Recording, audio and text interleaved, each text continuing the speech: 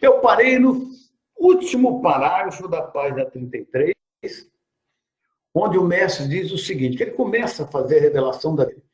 É significativo que nunca tenha sido publicamente questionada a ausência de registros da minha juventude.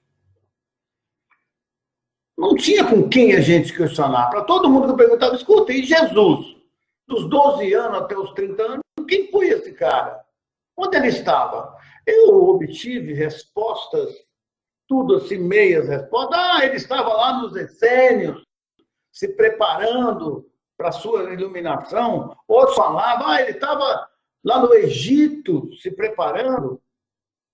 Mas em nenhuma história desses povos havia falado sobre a vida de Jesus. Irmã Fádua, seja bem-vinda, querida. Um abraço aí no seu marido também. Quem questionou isso também não tinha com quem a gente questionar, essa que é a verdade. Eu questionava aí, para quem pregava e falava de Jesus, falava, e Jesus? O que aconteceu com ele nesse período? Falava que ele estava, mas não tem documento, não tem nada que fala sobre isso. Muito bem. Qual foi a verdadeira razão de tão importante omissão? Quer dizer, tinha uma razão para isso, né? Por que o povo esconderam isso? Por quê? Né? Aí ele vai revelar para nós. Como que é bonito isso, ver o próprio Divino Mestre se revelando para nós.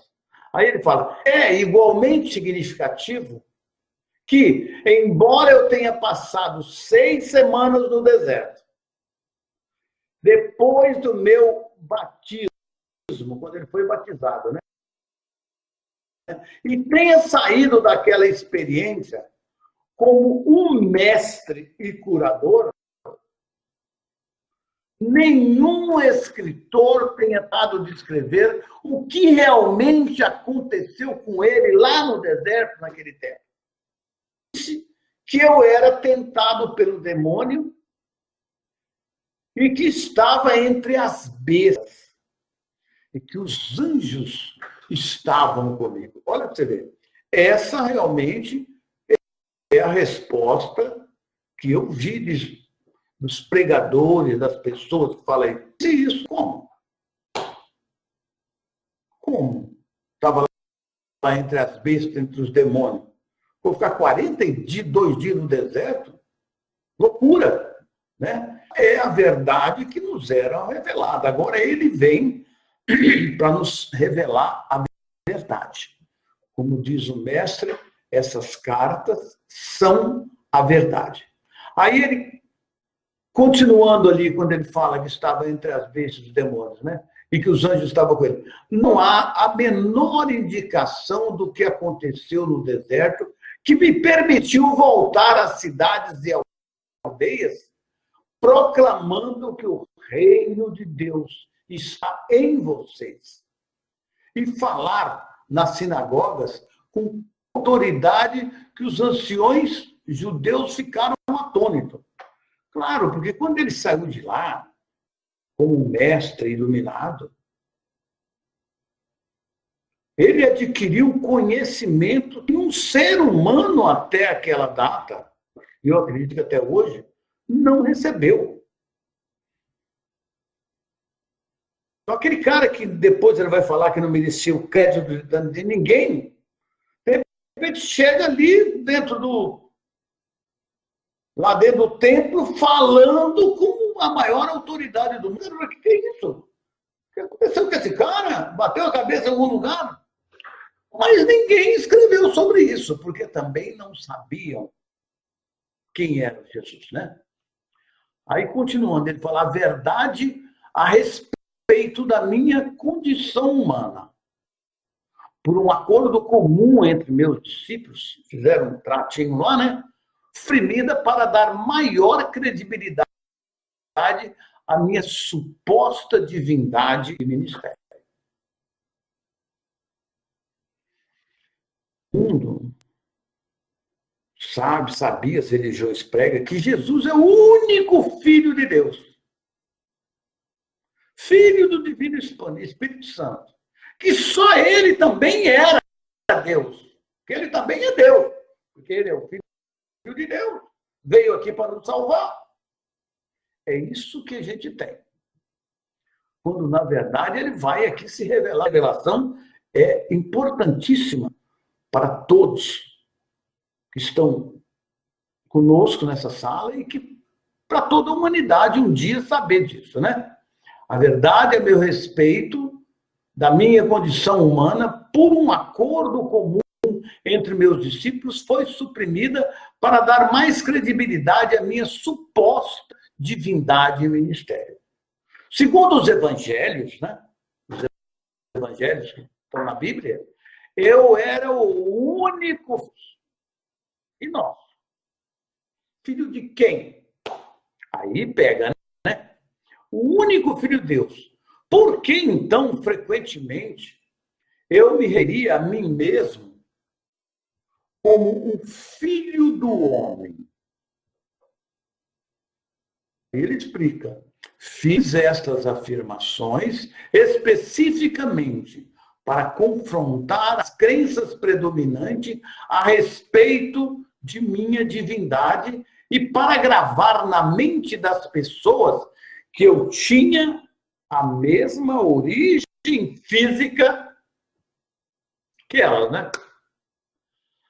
A mesma origem física de todos nós, filho de um pai, de uma mãe, e do mesmo pai que é a consciência universal. Ele fala, nesse ponto, nós não temos nenhuma diferença entre nós e a dele. Tá certo? Minha intenção era de que compreendesse que o que eu podia fazer, elas também, todos vocês, meus irmãos, poderiam e podem, se tivessem e se tiverem o meu conhecimento que está aqui e seguir as minhas instruções que estão aqui para pensar tudo acertadamente. E ele não esconde nada de nós. Está tudo aqui. Está tudo aqui. Então, o que ele fez, toda a humanidade pode fazer. Só seguindo as instruções dele que está aqui. Para pensar, cuidado, e atuar acertadamente. Então, está aqui, para nós, nessas cartas. Ele não escondeu nada. Está revelando tudo para nós. Você é capaz. Basta querer, seguir os ensinamentos dele, e ele está pronto para abraçar você nesse caminho. Então, continuando. Tantos mitos têm surgido a respeito de minha toa terrena e minha consciência espiritual, que já é tempo de livrar-se deles tão completamente quanto possível. Uma vez que estão impedindo as pessoas de evoluir espiritualmente. E com certeza estava e esteve, porque eu mesmo era uma dessas pessoas que estava me impedindo, por eu não compreender isso, que Jesus era o único filho de Deus, e eu sou filho de quem? E a humanidade é filho de quem? Então, como que eu vou seguir o caminho dele? Está entendendo? Isso estava atrapalhando o meu crescimento, o meu desenvolvimento espiritual. É como se eu estivesse, até agora, quando eu encontrei esse manual, as cartas, meio que parado. Buscando, mas nada se revelava para mim. O meu mestre ainda iria se revelar. E agora ele está se revelando como já se revelou para mim. Então agora eu renasci novamente, estou em um novo plano, numa nova busca em um caminho verdadeiro. O caminho da mais alta verdade que foi derramada sobre este planeta. Então ele continua. Você que foi doutrinado com os ensinamentos religiosos, eu e a maioria de nós todos fomos, e somos até hoje, uma grande parte, né? Você que é doutrinado com ensinamentos religiosos, devem tentar compreender que meus discípulos evangelistas, ao relatarem minha vida, descreveram somente aquilo que se lembravam pessoalmente e que apoiava plenamente seus relatos de minhas atividades sobrenaturais. Eles também incluíram muitas coisas que outros disseram sobre mim durante os cerca de 30 anos que seguiram a minha morte. Vejam só, os discípulos de Cristo o conheceram durante 3 anos. Só 3 anos. Então, não conhecia a história dele anterior.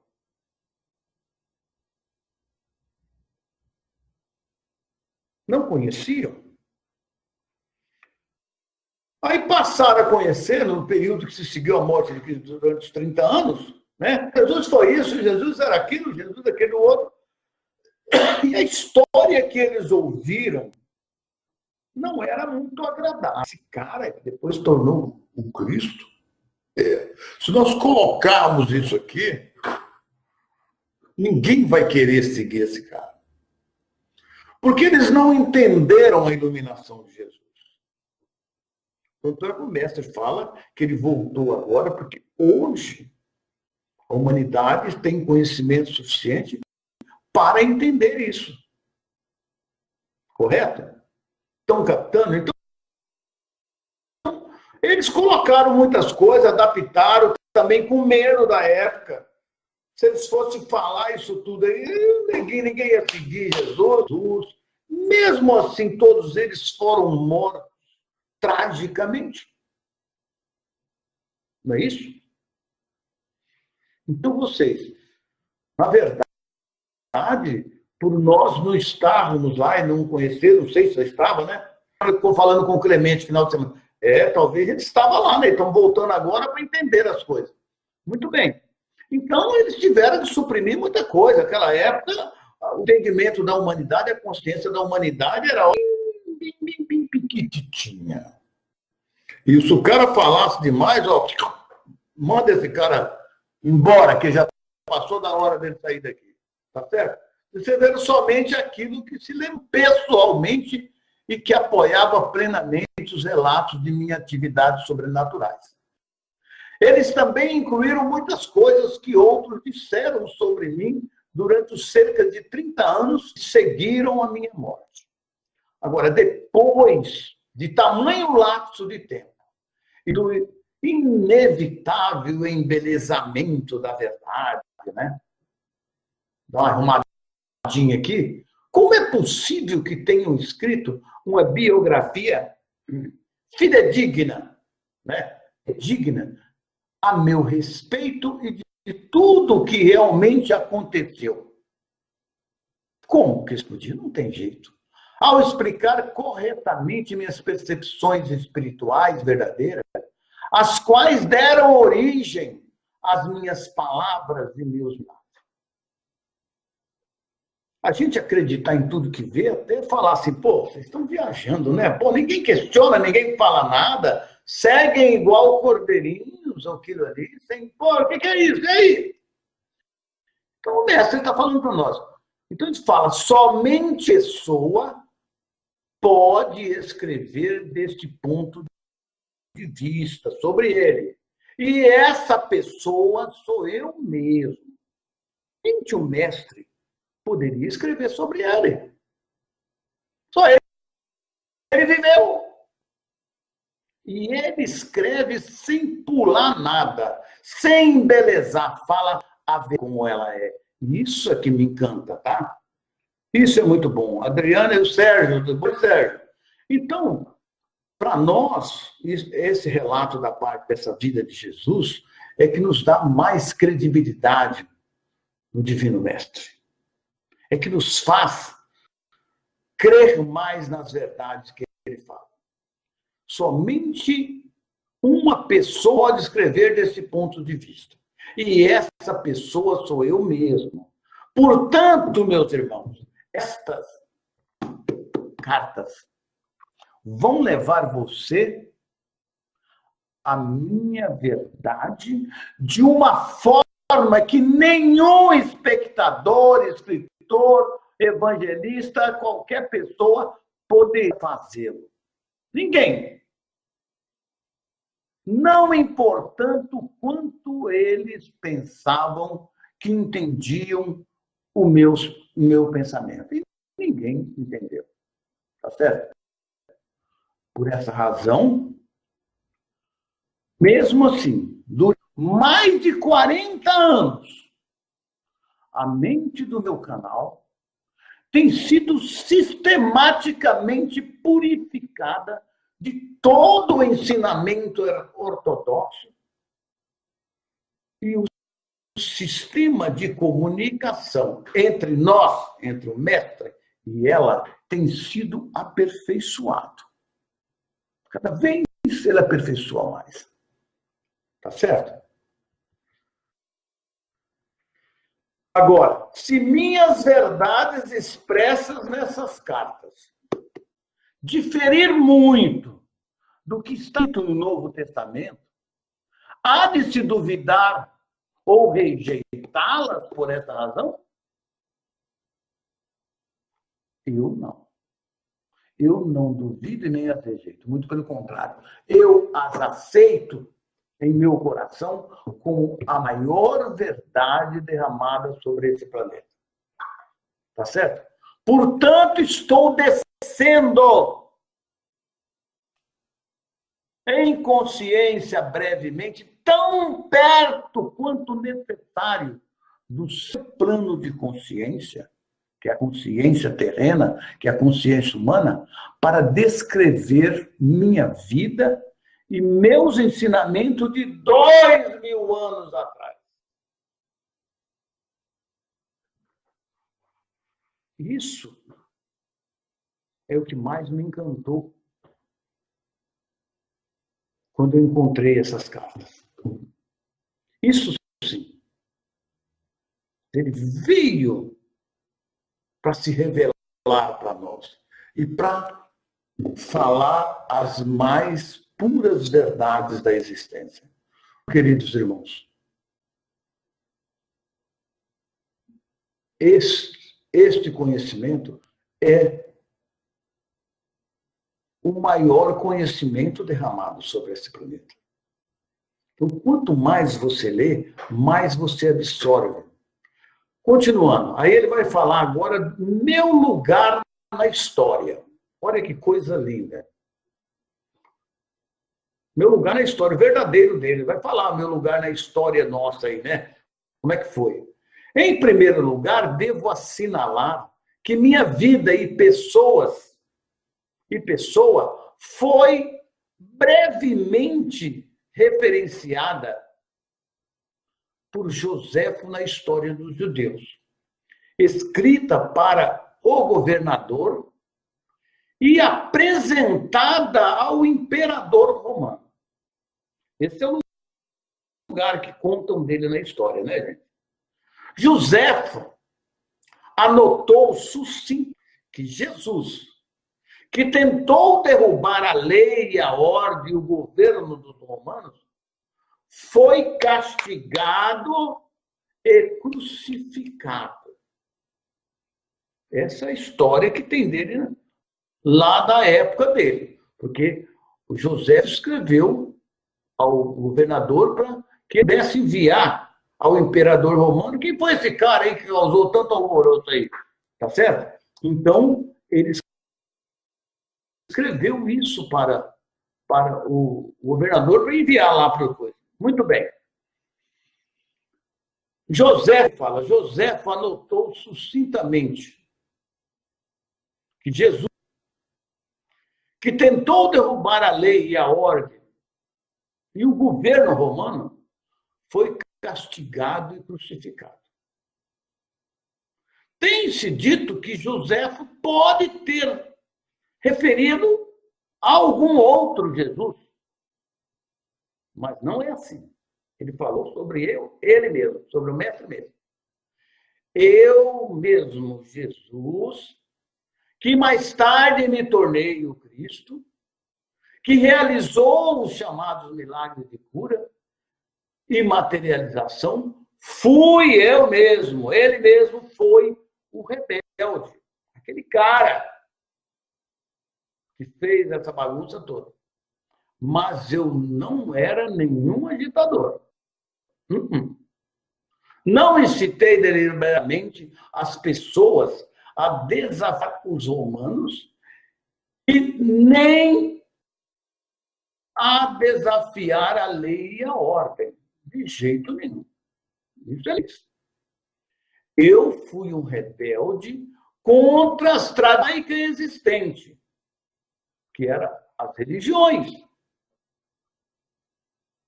Aí ele explica, quando emergi de 6 semanas de jejum no deserto, vi uma forma melhor de pensar e viver. E tentei transmitir o meu conhecimento aos meus companheiros judeus. Ele queria partilhar disso com todo mundo. Como nós, quando começa a ler as cartas, ficamos doidos. Olha, achamos, é aqui, olha a chave. Eu fiquei desorientado quando comecei a ler essas cartas pela primeira vez, me desorientei, queria botar ela para todo lugar. O Batista aí ficou maluco, botou faixa, botou caminho. Batista. O Batista fez tudo, a gente fica, é assim mesmo. E todos que começam a ler as cartas, que as cartas realmente entram na pessoa, elas sentem isso. Tá certo? Então, ele queria transmitir aquele conhecimento a todas as pessoas, ajudar todo mundo. Não é só para mim, não, é para todo mundo. Ele queria fazer isso.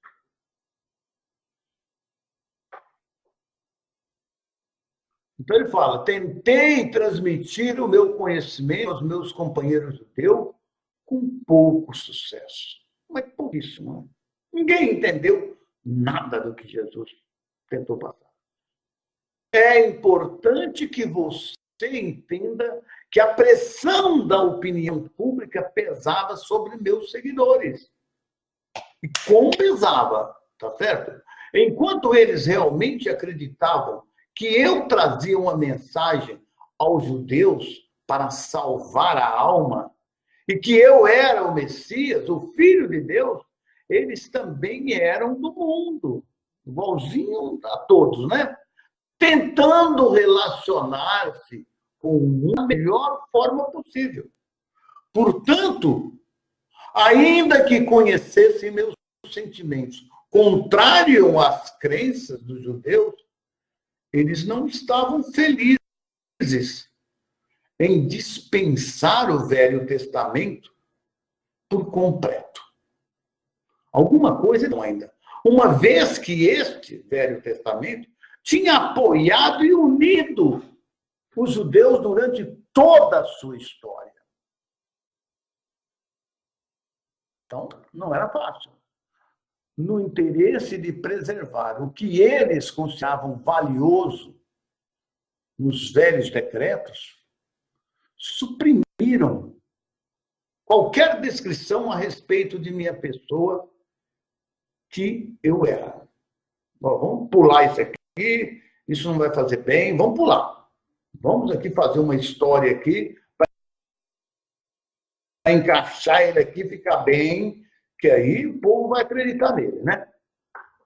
Meus discípulos e Paulo, né, construíram seus próprias sagradas com aquilo que queriam preservar de minha vida e ensinamento. Fizeram uma história, né? Embelezaram tudo. Eles ensinaram e consolidaram somente o que consideravam valioso para as pessoas, judeus e gentios, de um modo. Os daquele tempo e do futuro, claro, né? Consequentemente, filtraram, tiraram aquelas coisas que não era boa, o que podiam usar e deixaram para fora a maior parte do que eu chamava os segredos do reino de Deus. Isso eles não quiseram relatar.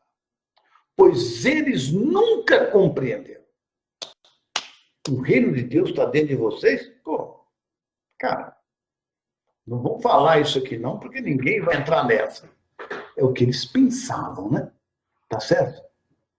Pois eles nunca os compreenderam mesmo. Tampouco os acharam desejável na criação de uma nova percepção do divino. O Pai, o Deus dele. Esse Deus aí não vai ser assim. Não acho que ele está certo, não. Para preservar a crença judaica na salvação do castigo pelos pecados, por meio de sacrifícios no templo,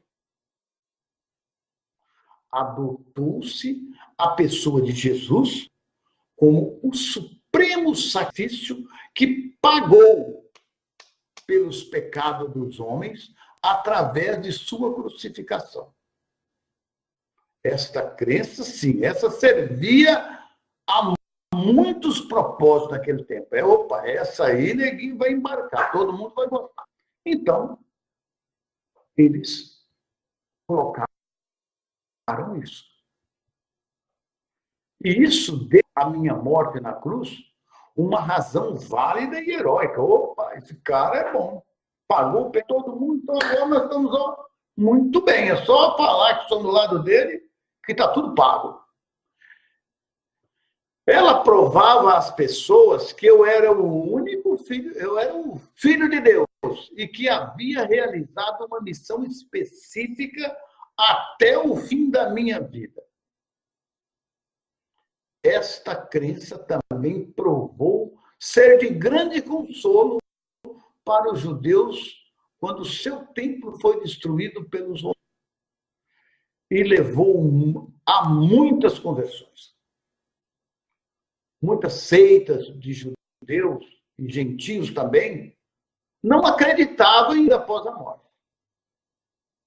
Consequentemente, era altamente reconfortante escutar que Jesus Cristo havia superado a morte e mantido o seu corpo. Então, veja só, gente, esse embelezamento, isso dava mais credibilidade lá na época. Então, essa de escrever sobre ele 30 anos depois da morte dele, a maioria das coisas que aconteceu com Jesus, a maioria das pessoas que conviveram com Jesus também, 30 anos depois, a maioria já tinha babau. Naquela época o cara vivia 40, 50 anos, já era. Aqui entre nós hoje, 30 anos depois, a gente esquece praticamente tudo. Então, o que eles falavam ali, Jesus, aquele cara que morreu crucificado e veio aquela crença, isso manteve o nome dele vivo. Isso foi bom. Tá certo? Falar que ele superou a morte e manteve o seu corpo, fala que o cara falou que chegou a tocar o corpo de Jesus. Então, continuando, para muitas ideologias humanas daquele tempo, a vida não era possível sem um corpo. Tirou o corpo, acabou a vida. Então, o cara ressuscitou e saiu com o corpo dele, né? Portanto, vida após a morte somente poderia significar ressurreição do corpo. Isso também manteve o meu nome constantemente vivo na mente das pessoas, até hoje, graças a isso. Eu era a valente figura histórica que havia morrido para assegurar que os homens fossem libertados de todo o medo do inferno e da condenação. Desde que eles acreditassem em mim, poderiam caminhar como homens libertos. Vem, inimigo! Vem cá que eu vou te ungir com Jesus. O sangue de Jesus tem poder, vem cá. E isso aí, meu amigo, é o que deu para eles e dá até hoje, né? essa credibilidade, que manteve o nome de Jesus aí na história até hoje, né? Tá certo? Isso também manteve o meu nome constantemente vivo na mente das pessoas. Eu era o valente figura histórica que havia morrido para assegurar que os homens fossem libertados de todo o medo do inferno e da condenação. Desde que acreditassem em mim, poderiam caminhar como homens libertos. É o que pregam até hoje, é isso que vocês estão vendo. É somente porque meu nome se manteve vivo até hoje que posso vir agora até você para oferecer-lhe a verdade que eu queria muito compartilhar com as pessoas há 2000 anos atrás. Porque se o nome dele não tivesse mantido na história até hoje, se ele voltasse aqui hoje e falar, ó, Jesus, eu estou aqui escrevendo essa cara, eu falei, quem é esse cara, meu? Nunca vi falar desse Jesus. Ninguém iria conhecer a figura de Jesus. Mas graças a toda essa também confusão e todas essas inversões e a embelezamento da história, todo mundo reverencia Jesus até hoje, tem ele como o Salvador.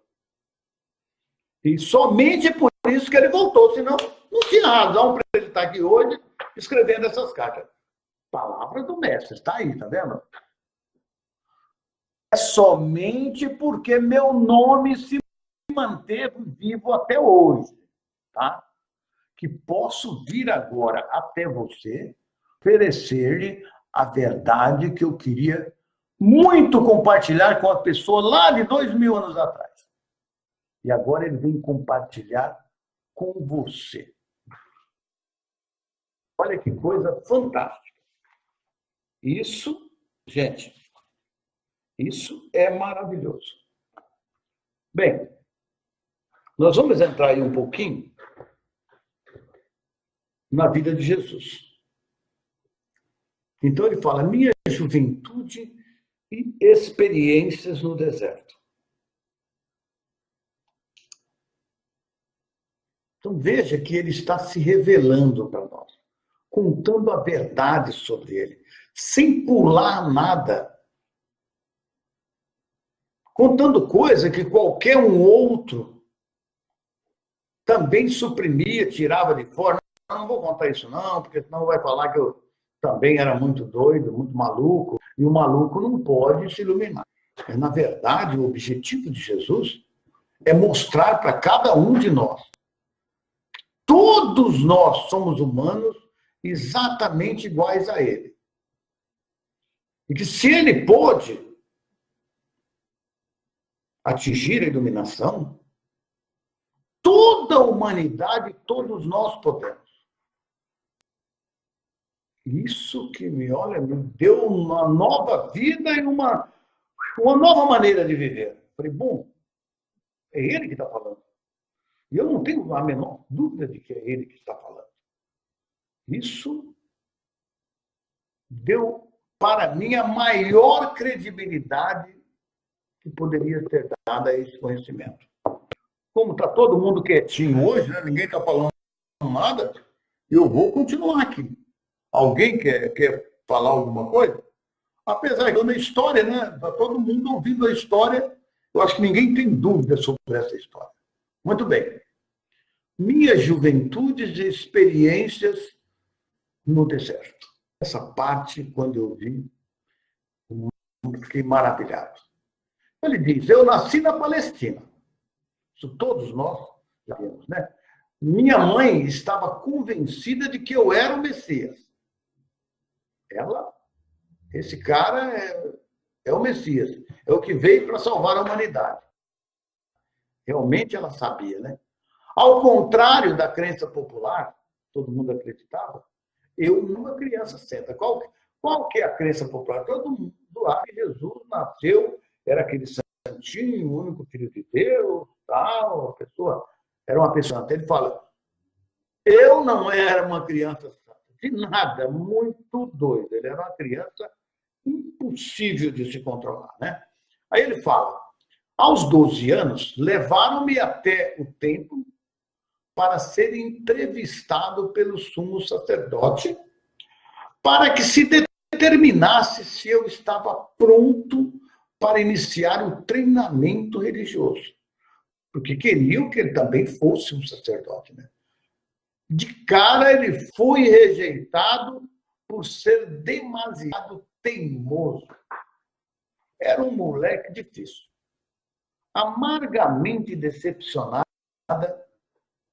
minha mãe me levou para casa e fez o melhor para na santidade, que marcou o seu próprio comportamento em todos os momentos. Porque ela era uma mulher toda santa, toda bondosa, super mãe amorosa, né? Mas ele, meu filho, não estava nem aí. A fada colocou: escutando essa parte das cartas, podemos perceber que mesmo a vida do mestre sendo passada equivocadamente e através de interesses religiosos, o plano divino sempre é perfeito.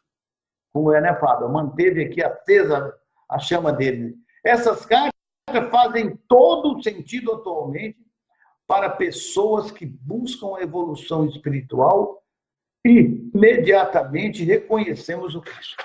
Não é mesmo, Fábio? Que eu falei aqui, não sei se estão ouvindo no início da tarde, eu falei exatamente isso.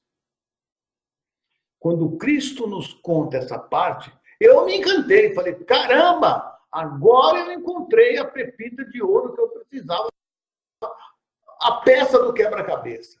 E quando eu vi isso, eu falei: não largo mais, é esse o meu caminho. Realmente, o plano divino trabalhou para que o Cristo permanecesse em nossa consciência até hoje, né? Como funcionou, Fábio? Gostei da sua observação, muito bom. O amigo que colocou: atingimos a iluminação a partir do momento que começamos a compreender o propósito da alma. Sim, amigo. Saber o propósito nosso, né, meu irmão?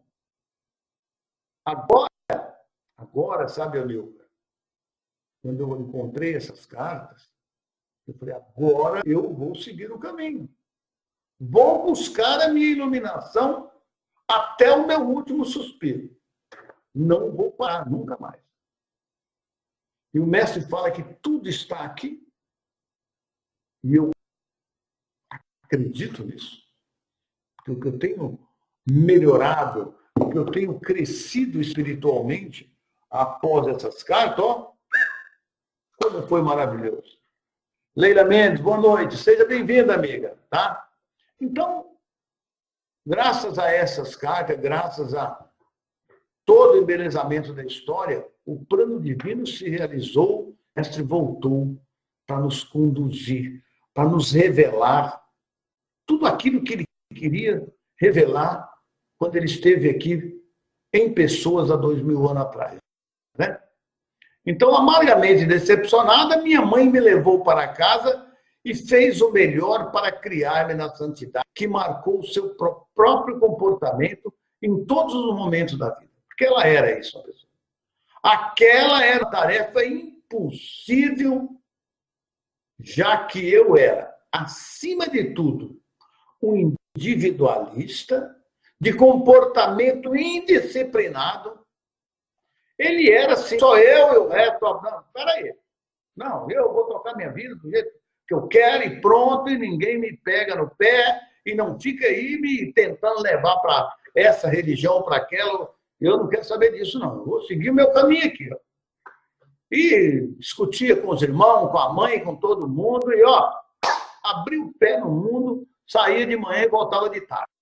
É isso aí. Fiquei ressentido com as orientações de minha mãe e sua tentativa de disciplinar-me dentro da religião dela. Não, você tem que ser, ó, ficou revoltado com isso.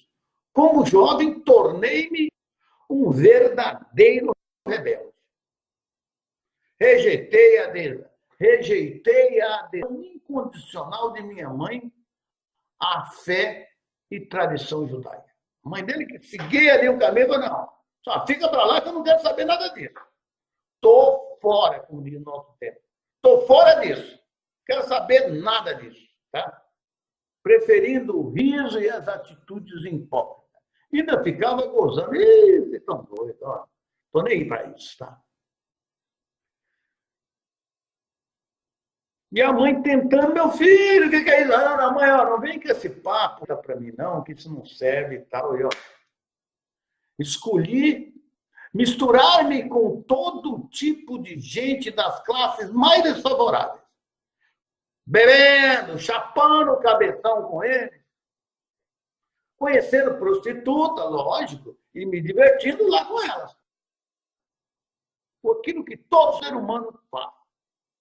Conversando, rindo e sendo ocioso. E não gostava de trabalhar, não, meu. Trabalho não era para ele. Quando precisava de din-din, porque sem din-din ninguém viva, né? Ninguém vivia, ia trabalhar aí nos vinhedos por um dia ou dois, ou fazia qualquer trabalho que me pagasse o suficiente para mim, beber, chapar o cabeção e proporcionando-me o lazer que desejava. Para ele, não pensava em ajudar ninguém, não. Era só eu e pronto. Quer dizer, gente, quem é uma pessoa desse jeito? Todo mundo, como todo mundo. Sem dúvida. Era uma pessoa simplesmente igual a todo mundo. Batista colocou, caro amigo Oswaldo, mil desculpa por ter escrito uma pequena frase que postei na sala na última quinta-feira, pois na sexta-feira acordei às 5 horas e recebi a resposta da minha livraria mental. A pequena frase era essa, para o ego do amigo. E eu recebi a resposta do amigo como um grande aprendizado de um mestre não ascensionado, mas está no caminho para tal. Que é isso, amigo? Estamos aqui para aprender, amigo. Que tudo foi um aprendizado para nós, tá? Acordei às 5 horas e recebi a resposta da minha livraria mental. A pequena frase era um teste para o ego do amigo. E eu recebi a resposta do amigo como um grande aprendizado de um mestre não ascensionado, mas está no caminho para tal. Gratidão, irmão. Gratidão, tudo isso é para nós aprendermos, né? Estamos aqui, lembra que eu falava da pedra, se não tiver atrito, ela não pule? E esses atritos nossos a gente busca. E quando a gente busca, a gente encontra, né? Valeu pela mensagem aí, fico muito feliz pela sua compreensão, pelo seu carinho. Estamos juntos, viu? Esse é o nosso caminho, tá? Então, aí o mestre está explicando isso hoje, né, Batista? Está tudo aí explicadinho, tá certo?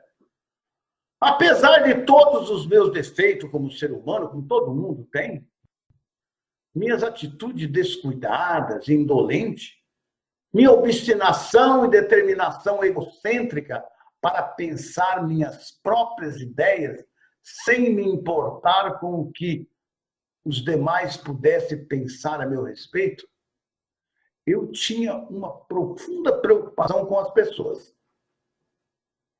Eu era profundamente emocional, em palavras atuais, eu seria chamado de hiperativo ou hiperemotivo, porque ele se via com as pessoas, com as dores da pessoa, se preocupava com as pessoas.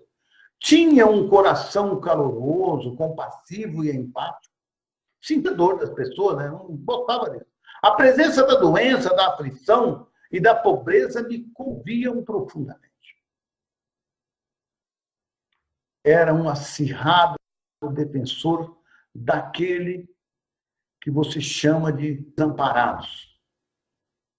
Todo mundo que não tinha nada estava ali, ele queria ajudar, né?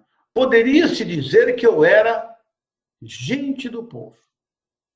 Vivi muito pertinho deles e em espírito de companheirismo, escutando suas, compreendendo e me importando. Compreendendo e me importando.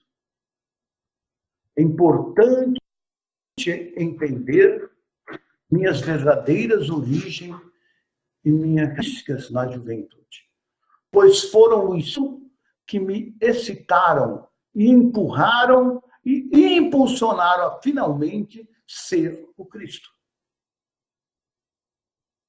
o iluminado.